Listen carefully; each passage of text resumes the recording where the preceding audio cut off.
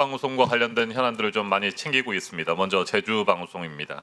제주 방송이 심각한 노사 갈등을 겪고 있습니다. 부현일 노조위원장님, 2025년 그러니까 올해 1월에 정진홍 신임 대표이사가 취임한 이후에 그동안 진행했던 임금이나 단체 협약 교섭도 결렬된 상태인 것 같고 굉장히 다툼이 심한 것 같습니다. 왜 그렇습니까? 엄청 심각한 상황입니다. 예, 창사 24주년을 맞았는데 JIBS가 거의 붕괴 위기에 있고요. 지난 1월 취임한 정진홍 대표는 노조 대표자에 대한 2차례 폭행, 경찰 3명 있는 앞에서도 머리채를 잡고 휘두르는 그런 폭행도 있었고요. 재물손괴, 노조사무실 단전단수, 그다음에 불법적인 탄압 등 여러 가지 합법적인 쟁의 활동을 탄압하는 활동을 주저하지 않았습니다. 네, 그리고 알겠습니다. 자, 노조의 지금 주장이 그렇고 그러면 정진홍 대표이사 측 사측의 입장도 좀 들어봐야 되는데 정진홍 대표이사는 해외 출장을 이유로 불출석 사유서를 제출하고 오늘 출석하지 않았습니다. 그렇다면 도대체 어느 정도나 심각한지 동영상을 통해서 확인할 필요가 있어서 준비했습니다. 중간중간에 욕설이 좀 꽤 많이 나옵니다. 얼마나 심각한 욕설이 나오는지를 확인할 필요가 있어서 앞부분은 그대로 좀 저희가 편집을 했고요. 뒷부분은 삐처리를 했다는 점을 감안하시고 봐주시기 바랍니다. 한번 보여주십시오. 사람 새끼야! 회사 바람을 피는 새끼야! 사람 새끼야! 너희 개 그래 다 찍어라. 왜 찍어서 올려놔? 지상시? 그래 너는 회사 패스지. 좋아. 다 끝났어. 누가 가만히 있어. 가만히. 네가 지금 네가 하는 이게 네, 자. 회사 팔겠다는 놈이? 오케이, 여기까지만 듣겠습니다. 회사 팔겠다는 놈이라고 얘기를 하는군요. 부현일 노조위원장을 상대로 뭐 고소도 했다고 들었습니다. 방송국을 팔아먹으려고 한다, 경영권을 찬탈하려고 한다라고 하는 주장, 이게 왜 나온 겁니까? 저도 납득하기 힘든 상황이고요. 지금 고소를 14건 당했습니다. 어제 밤까지도 고소를 조사를 받다가 오늘 아침 일찍 비행기를 타고 출석한 상황입니다. 지금 허위 사실을 엄청나게 만들어내고 있고요. 그거를 무조건 저를 실명을 거론하면서 현수막까지 걸고 있는 상황입니다. 그리고 그런 허위 사실을 보도 청탁하고 언론사에 보도자를 배포하고 실명을 거론하면서 지금 노조가 합법적 쟁의 투쟁 중이거든요. 근데 그런 상황에서 노조 대표자의 부정성을 주장하고 비리자, 그다음에 금품 수수자로 매도하면서 노조를 아예 와해시키려는 공작으로 저희는 확신하고 있습니다. 네, 도대체 이런 상황에서 프로그램 제작이나 뉴스 보도가 가능할지 저는 굉장히 궁금합니다. 이게 가능합니까?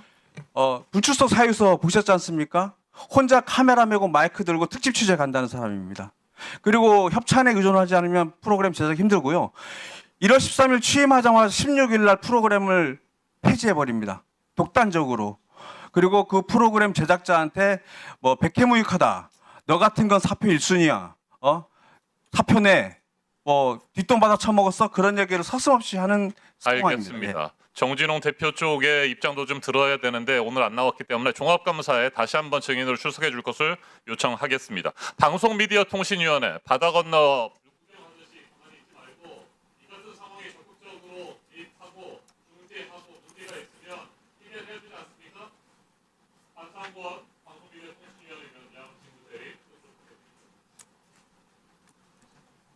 예, 살펴보겠습니다. 적극적으로 살펴보십시오. 이런 상황 알고 있었습니까?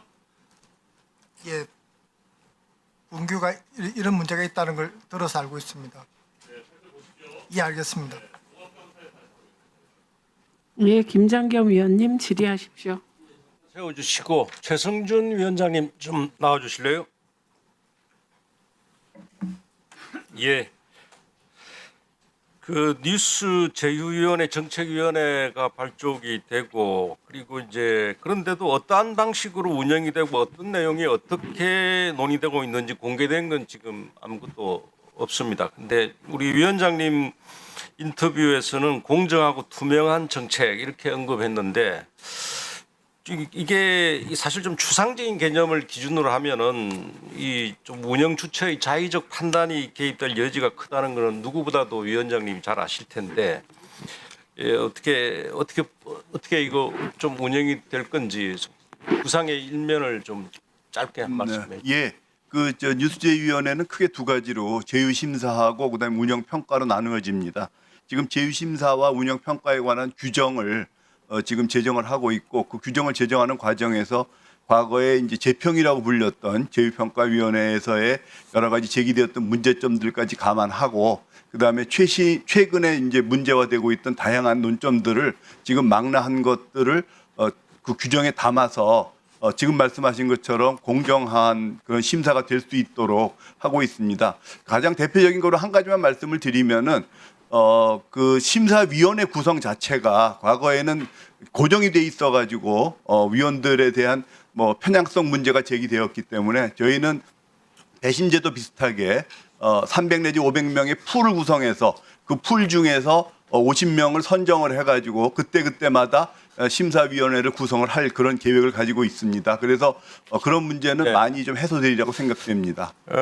과거 뭐 드루킹 댓글 조작이나 신앙님 김만배 인터뷰 짜깁기 이런 선거를 앞두고 여론 조작을 한 소위 공작이 주무대가 네이버 뉴스였습니다. 네이버 뉴스인데 앞으로 또 내년에 이제 지방선거가 있고 기승을 부릴 것 같은데 이거 사실 이 플랫폼이 허위 왜곡 정보 유통을 알고도 방치하는 것 중대 범죄라고 볼 수가 있는데 유통 방지 좀 책임자를 지정하고 이런 허위 왜곡 정보에 대해서 좀 신뢰할 수 있는 그리고 하나 요청드릴 것은 예를 들어서 뉴스제휴위원회 정책위원회 회의 결과를 최소 한 달에 한 번 정도 공개하는 방안은 어떤가 싶은데요. 지금 저희가 심사평가 규정을 지금 논의하는 과정에서 다양한 의견들이 나오고 있기 때문에 그것들이 어느 정도 방향성이 정해지면 지금 말씀하신 것처럼 저희 정책위원회 의결과 그다음에 네이버의 동의를 받아가지고 가능하면 공개할 수 있도록 그렇게 준비를 하겠습니다. 예, 고맙습니다. 잠깐 세워주시고 예 들어가시죠. 그 메타의 허욱 부대표님. 앞서서 이제 여러 의원님들이 질의를 하셨는데 김종민 변호사 페이스북 계정을 삭제했는데 이게 보니까 저희 지금 의원실에는 이게 실수였다 이렇게 답을 해왔어요. 근데 이거는 이제 지금 이거 본사에서 이걸 결정하지 않습니까? 계정 삭제하고 이런 거는? 네, 그렇습니다. 페이스북, 인스타그램 운영은 그 미국에 근데 본사에 과연 그러면 대한민국 언어를 제대로 이해하고 이런 분들이 있는지 그리고 이건 뭐 예를 들어서 어느 집단이 집단적으로 김종민 변호사 페이스북을 공격하면 그 숫자에 따라서 그냥 이렇게 되는 건지 그런 건가요? 그 제가 본사에 뭐 제가 확인할 수 있는 내용을 최대한 많이 알아보려고 했습니다. 일단 제가 그러니까 들은 바로는 뭐 특정 그 신고가 많다고 해서 자동적으로 계정 또는 컨텐츠가 그런데 이 계정 차단부터 해제까지 모든 권한이 미국 메타 본사만 행사할 수 있다는 점도 이해가 안 되는데 아니 그 대한민국에서 막대한 그 서비스하고 수익을 얻고 있으면 이용자 보호도 우리 실정에 맞게끔 좀 이루어져야 되는 거 아닙니까? 네, 그 제가 알기로 본사에 한국어를 담당할 수 있는 그 모니터링 또는 평가를 하는 그 리뷰어들이 있는 것으로 알고 있습니다. 있어봐야 몇 명이 있겠습니까? 자, 알겠습니다. 잠깐 세워주시고 들어가시고 김종민 변호사님 한번 또 나오시죠.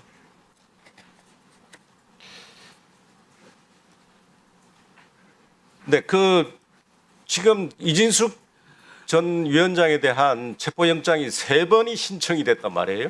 2번은 이제 반려됐는데 그럼 3번째 이거 할 때는 굉장히 그 최고위층 인사의 결정이 있어야 이 3번째는 체포영장이 발부되리라고 저는 짐작하는데 어떻게 생각하십니까?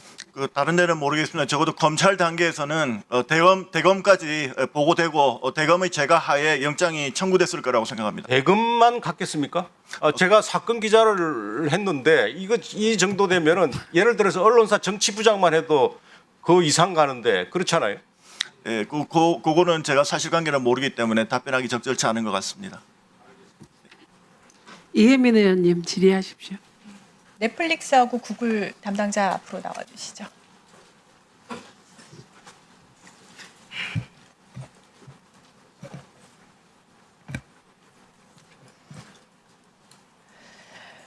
네, 저는 작년 국감에서 사실 쿠팡 와우 멤버십 구독료 올렸을 때도 같은 이야기를 했었어요.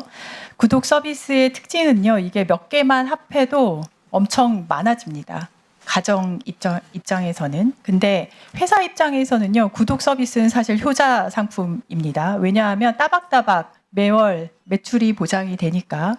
그렇기 때문에 구독 서비스는 저 어떻게 생각을 하냐면 가격을 올렸으면은 그만큼 서비스 품질 향상을 통해서 사용자에게 혜택이 돌아가야 된다고 생각을 합니다. 그래야지 사용자가 머물 이유가 생기고 그래야지 기업이 사는 선순환이 생기는 거거든요. 크게 보면 플랫폼 기업뿐만 아니라 통신사 비용도 마찬가지라고 보는데 요즘 가정에서요, 구독료의 상당 부분을 차지하는 게 바로 OTT 관련된 구독료예요. 저만 해도 넷플릭스, 유튜브, 뭐 티빙, 그리고 쿠팡 와우 통해서 쿠팡 플레이 모두 구독료를 내고 쓰고 있습니다. 다 합하면 상당한 양이고요. 가계 부담이 되죠. 슬라이드 주세요. 그런데 OTT 구독료의 급격한 인상 때문에 이용자 부담 가중되고 있습니다. 그중에서 작년 기준 요금 인상 큰 곳 두 곳을 지금 모신 거예요. 넷플릭스 코리아 정교화 전무님 58%면 상당해요. 프리미엄 요금제가. 올해는 5월 9일 날 광고용 스탠다드 요금제는 27.3%, 베이직 요금제는 26.3%가 올해 인상이 됐어요. 올해 혹시 또 인상 계획 있습니까? 저 의원님, 저 51%는 그 구독 가구 외에 네. 계정 공유 시 네. 추가되는 추가 맞아요. 후원자리. 네, 알고 있습니다. 올해 또 인상 계획 있습니까? 올해는 인상 계획 없는 걸로. 두 달 반 남은 기간 동안 인상 안 해주신다니 사용자로서 감사하다고 해야 되나 싶네요. 구글 코리아 황성혜 부사장님, 유튜브 프리미엄 요금 경우에는 해외 주요 국가랑 비교를 했을 때 한국이 인상폭이 제일 큽니다. 지적을 많이 받으신 걸로 알고 있고요. 거기다가 가족 요금제 같은 혜택이 제한된다는 것에 대해서 문제의식을 가지는 것 사용자 입장에서 자연스럽다고 보는데 맞나요? 네, 의원님 질문 주신 부분에서 가족 네. 요금제 부분은 저희도 많이 검토를 하고 있는데요. 네, 요 다음에 이어서 해볼게요. 네네. 이거에 대해서 분명 유튜브 내부에서 말씀하신 대로 논의가 있을 텐데 해당 팀에 문제 해결책 요청을 해주시고 가능하면 그 요청 이후 답변을 의원실로 종감 전까지 제출을 해주시면 좋겠습니다. 쿠팡 경우에는 작년에 와우 멤버십 58% 올렸거든요. 넷플릭스 코리아 전무님, 그 넷플릭스 인상률 58%, 혹시 쿠팡 따라한 건 아닐 거고 구독료 인상률 비상식적으로 높으면 그에 맞는 서비스 변화가 있어야 해요. 안 그러면 궁극적으로 사용자 떠나서 회사에도 안 좋죠. 미방통위 직무대리님, 예. 넷플릭스의 아주 급한 요금 인상에 대해서 불법적인 요소인지 사실조사 진행하고 있다고 알고 있습니다. 전기통신사업법 제50조 이용요금 약정 조건, 요금 할인 등의 중요한 사항을 설명 또는 고지하지 아니하거나 거짓으로 설명 또는 고지하는 행위를 금지하고 있죠. 이 조항의 위반 여부를 살펴보고 있는 게 맞나요? 예, 맞습니다. 그러면 넷플릭스 코리아 전무님 아까 제대로 사실 대답을 안 해주셨어요. 다시 여쭤봅니다. 만약 방미통위로부터 처분 결정이 내려오면 제대로 정당하게 책임을 지시겠습니까? 네, 아까 말씀드린 바와 같이 저희가 위법하지 않은 점을 적극적으로 소명하고 아니 책임을 있습니다. 지시겠습니까? 제가 아는 한 글로벌 기업의 경우 해당 나라 로컬법 지키려고 노력하는데 네, 현지 뭐 법령 준수. 결정이 나면은 다시 보도록 하겠습니다. 통신 서비스도 유료 방송 서비스도요. 요금 인상이나 요금제 변경 등에 대해서는 현재 정부가 방미통위에서 잘 알고 계시겠지만 정부가 이용자를 보호할 수 있는 수단을 다 갖추고 있습니다. 그런데 지금 오늘 다룬 두 서비스들에 대해서 여전히 사각지대에 있죠. 직무대리님. 예. 일정 규모 이상의 부가통신 사업자들을 대상으로 해서요. 이용 약관 신고제를 도입해야 한다고 보는데 어떻게 보세요? 지금 약간 신고 부분은 지금 가기정통부 쪽하고 같이 보고 계시나요? 예, 가기- 제가 이미 지난해 7월 달에 발의한 전기통신사업법 일부 개정안이 있습니다. 그거 참고하셔서 가기정통부와 함께 실질적인 재발 방지 대책을 마련을 해주시기 바랍니다. 이상입니다. 예, 알겠습니다. 들어가셔도 좋습니다. 이것만 할 거예요. 하나.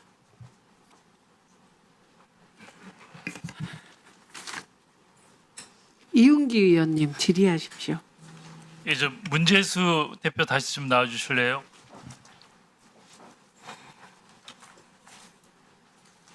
아, 의원님 잠깐만요. 최성준 위원장님께 전 위원장님께 질의하실 의원님들 계신가요?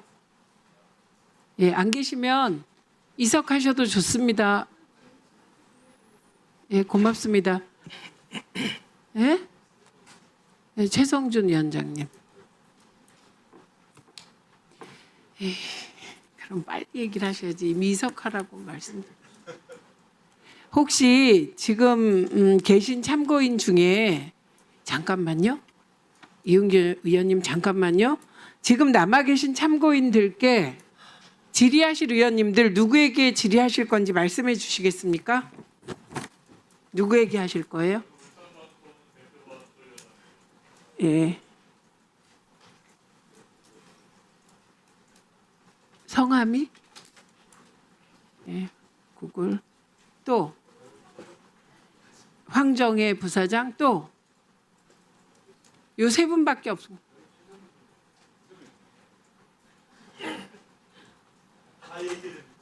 아니 지금 보내드리려고요. 네, 참고인 증인 중에 기관 증인은 뭐 빼고요. 허욱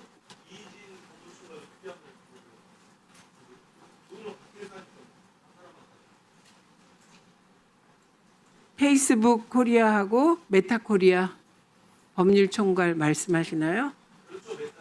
네. 또 이진숙 위원장 하실 거 있. 김종민 변호사님께 질문하실 겁니까? 네.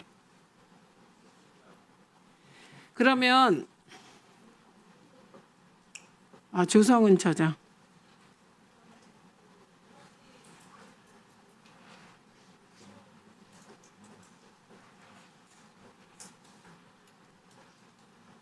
파티는 불출석했다는데 누가 아까 답변하신 분 말씀.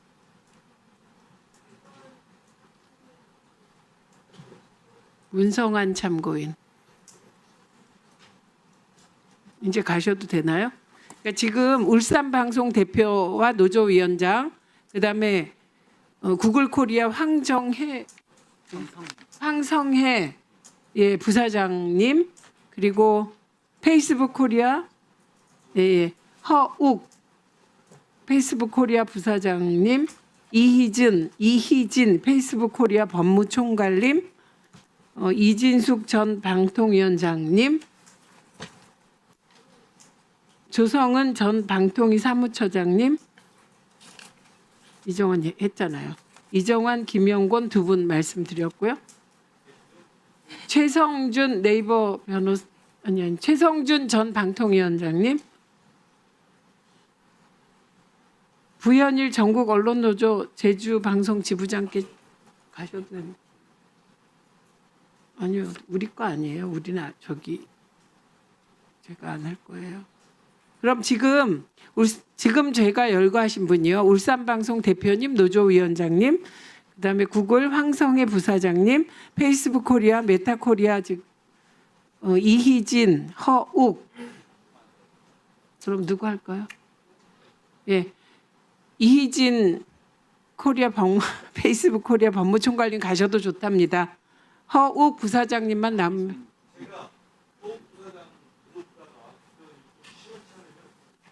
이희진 코리아 예, 허욱, 이희진 두 증인 남아 주십시오. 참고인 증인이지? 예. 조성은 전 사무처장님, 이진숙 전 방통위원장님, 그리고 최성준 전 방통위원장님, 이렇게 나오면 되는 거죠? 예, 나머지 참고인과 일반 증인은 이석하셔도 좋습니다.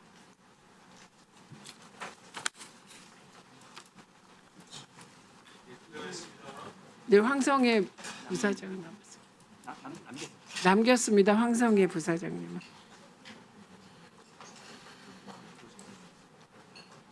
유석규는 말씀을 안 하셔서.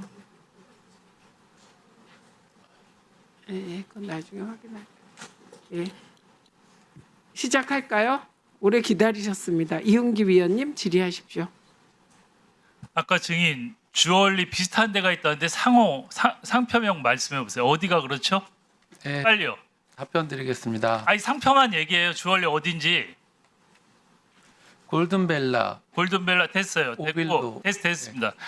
그 상품 선정위를 거치지 않고 달성률이 33%에 불과한데도 황금 시간대만 30번을 방송하고 앱 할인, 앱 적립, 청구 할인 합쳐서 27% 할인하고 이런 데가 있다는 거죠. 위증하면 처벌받아요.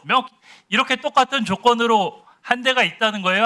조금 아까 얘기한 상호가 같은 조건이에요? 그 주얼리 같은 경우는 아니 맞은 같은 것보다 같은 조건이에요, 아니에요? 이 조건. 그 조건을 로만순 조건하고 다르잖아요. 그렇죠? 그 조건을 제가 지금 아니, 기억을 못 하겠습니다. 이 조건이 시간 작게 하지 말고요. 네. 아니죠. 그럼 여기 특혜 준 거 아니에요.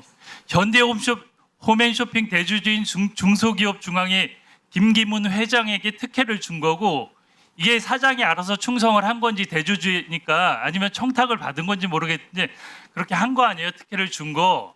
다른 거 볼게요. PPT 띄워주세요. 그 문 대표가 취임하고 출장을 많이 갔어요. 외국 출장을 8번 갔는데 7억 3천만 원을 썼어요. 한 예를 볼게요. 작년 10월 3일 날 10월에 3명이 오스트리아를 6일 갔는데 1억 3,650만 원을 썼어요. 1인당 4,550만 원을 썼어요. 한 명이 하루에 758만 원을 썼는데 나중에 얘기하세요. 도대체 이걸 어디에 썼는지 전 이해를 할 수가 없어요. 다른 것도 볼게요. 그리고 또 출장을 가서 차량을 렌트했어요. 10월 달에 오스트리아 갔을 때 3명이 갔는데 가기 전에 차량 가이드 청구해서 2,760만 원을 부담했어요.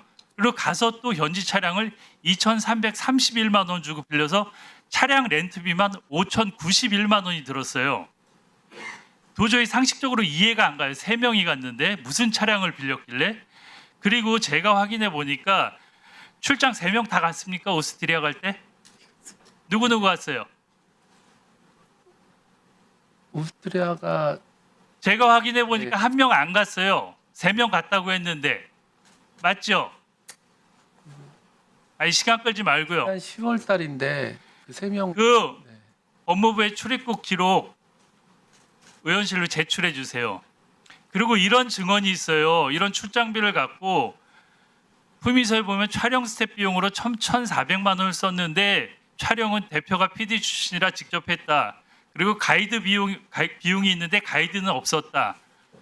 촬영 스텝 섭외비는 있는데 촬영 합류한 사람이 없다. 이런 얘기가 있어요. 그리고 심지어 이런 얘기도 있어요. 제보에. 대표이사가 해외 출장비로 돈을 현금화하는 방법으로 로만손식의 김기문 중소기업 중앙회장 가족회사가 운영하는 바로 그 회사 출신 직원이 대표로 있는 여행사들이 가짜 영수증, 현지 스튜디오 대관비, 촬영 장비 대여비 증빙용 인보이스를 만들어주면 이걸 첨부해서 제출했다. 이런 얘기까지 있어요.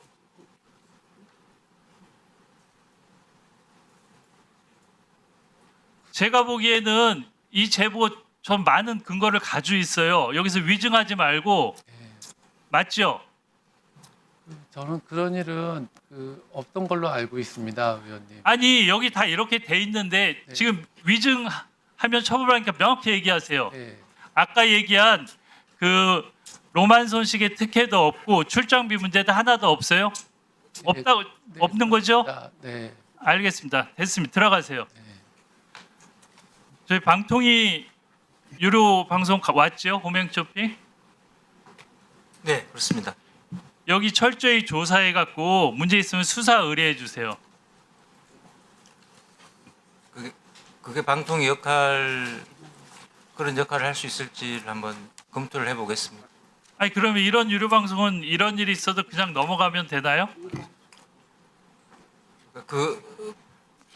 말씀 주신 그런 부분들이 방통위가 조사할 영역인지 조사할 수 있는 업무의 범위에 속하는지를 한번 따져보겠습니다. 여기 아까 인앱 결제 이런 건 뭐 배임이나 횡령죄도 될 수 있어요. 주주사에 그렇게 일방적으로 27%나. 네, 한번 따져보겠습니다. 조인철 위원님 질의하십시오.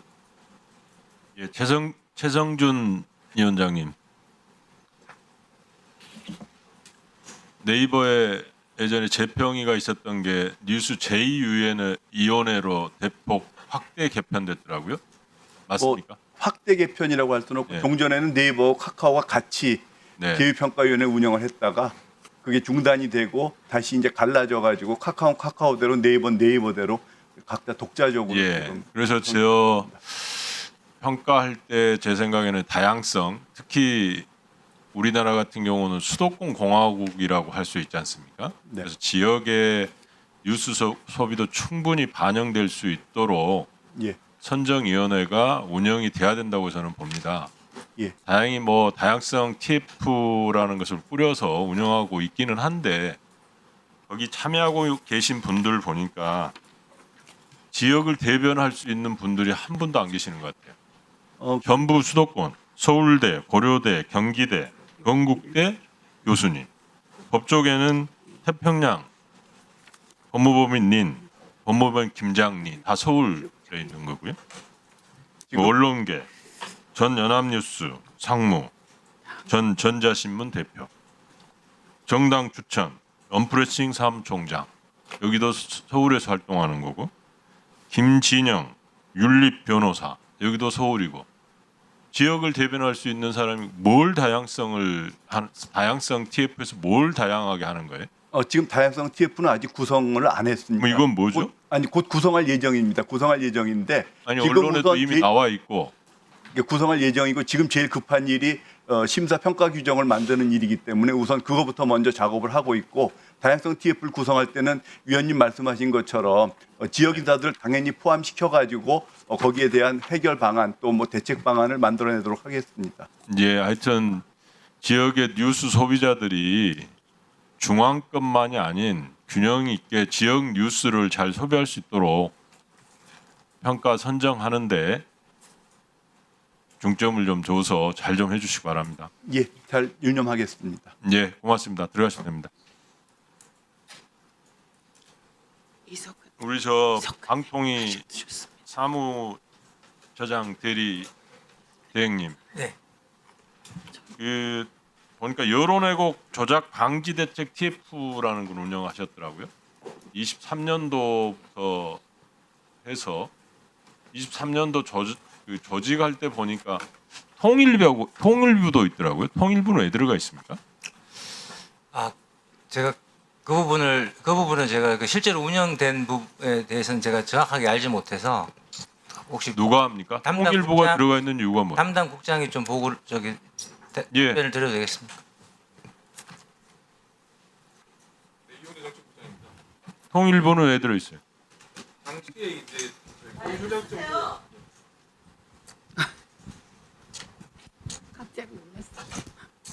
당시 허위 조작 정보 대응 TF였기 때문에요. 그 통일부도 그 북한 관련된 정보 관련된 통일부가? 부분이 있어서 예. 그러면 걸로 알고 있습니다. 예. 국방부도 들어야 되는 거 아니에요? 통일부가 대표로 들어간 거예요? 국방부는 북한 들어오지 않았고요. 관련 때문에? 북한 관련 가짜 뉴스들이 그때 많았어요? 최초에 왜 특별하게 북한 관련한 통일부만 들어가 있어요? 그때 당시에 그런 사회 분위기였나요? 제가 잘 몰라서 여쭤보는 거예요. 저도 이 TF가 구성될 당시에는 담당자가 아니어서 최초에 그 부분이 왜 통일부가 포함되는지는 정확히 알지 못합니다. 그러니까 이 조직 자체가 참 궁금해서 공교롭게 근데 12월 5일 날 또 거의 안 하다가 10개월 만에 3차 회의를 열었더라고요. 네, 그렇습니다. 그때 뭐 했습니까? 부처 당시에 참여한 부처가 방통위, 과기정통부, 통일부, 법무부였고요. 통일부는 없었고. 예, 통일부 있었고요. 문체부는 빠졌었습니다. 빠졌었고. 근데 왜 뭐 했습니까? 관련해서 왜 그때 갑자기 5일 날 불러다가 회의를 했으며 무슨 내용을 했습니까?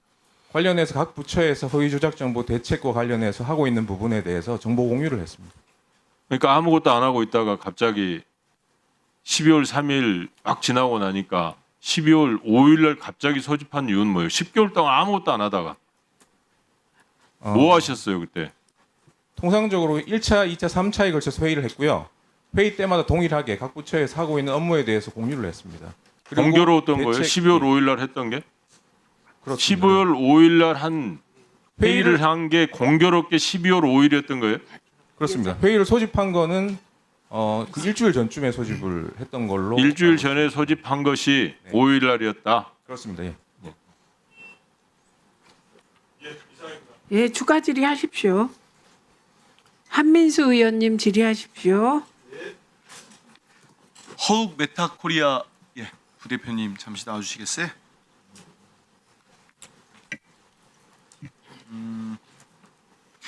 인스타그램 문제, 인스타그램에서 유통되고 있는 음란 방송 얘기를 좀 질의하려고 합니다. 인스타그램은 잘 아시는 것처럼 그 YZ 리테일 올해 8월 조사 따르면요, 저도 사용하고 있습니다만 한국인 2,741만 명이 인스타그램을 사용한다고 합니다.